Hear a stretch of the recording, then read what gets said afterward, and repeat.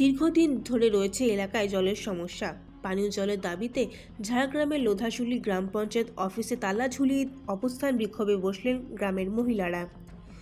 জানা গিয়েছে, ঝাড়গ্রাম জেলার ঝাড়গ্রাম ব্লকের লোধাশুলি গ্রামে থাকা পানীয় জলের পাম্প থেকে 10 থেকে 15 দিন ধরে বেহাল দশায় পড়ে রয়েছে। এই এলাকায় জলের পাম্পটি খারাপ হয়ে পড়ে আছে অনেক দিন। পঞ্চায়েত অফিসে একাধিকবার সমস্যার কথা জানিয়েও কোনো সমাধান পাওয়া যায়নি, যার ফলে সমস্যায় ভুগতে হচ্ছে এলাকার মানুষজনকে। শেষমেশ গ্রামবাসীরা বাধ্য হয়ে পানীয় জলের সমস্যার সমাধানের দাবি নিয়ে লোধাশুলি গ্রাম পঞ্চায়েত অফিসে তালা ঝুলিয়ে দিয়েছেন। অফিসে কারণ এর আগে জানানো হয়েছে, প্রধানকে ম্যাডামকে জানানো হয়েছে যে আমাদের জলের এরকম সংকট হয়েছে।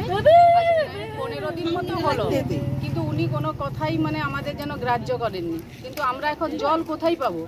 আমাদের এখানে কুয়োটাও নেই। এই একটা জিনিসের ওপরেই আমাদের সব নির্ভর ছিল। আমরা ওই জন্য তালা দিয়ে রাখি, যতক্ষণ না হচ্ছে কর্মঘর থেকে আসে কেউ এসে আমাদের জলের ব্যবস্থা না করে আমরা এইভাবেই থাকি। কোন গ্রাম পঞ্চায়েতে তালা লাগিয়েছে? লোধাশুলি গ্রাম পঞ্চায়েত।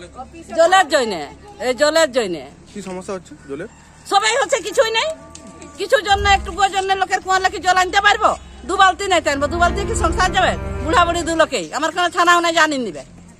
কোন গ্রামের সমস্যাটা? এই গ্রামটাই। হ্যাঁ, কতদিন ধরে জলের 15-20 হয়ে গেল, লোকে জানাই 15-20 হয়ে গেল। তাহলে হ্যাঁ কি করবো, লোকের ছানা পুনা বেটা বহু আছে সবাই আনি নিচ্ছে, আমার কেউ নাই, আমাকে কে দিবে? আচ্ছা, যে সমস্যাটা কোথায় কোথায় জানিয়েছিলেন? সমস্যাটা কোথায় কোথায় জানিয়েছিলেন? এই তো লোধাশুলি জানা আছে। ঝাড়গ্রাম থেকে নিজস্ব প্রতিনিধির রিপোর্ট, ANM নিউজ।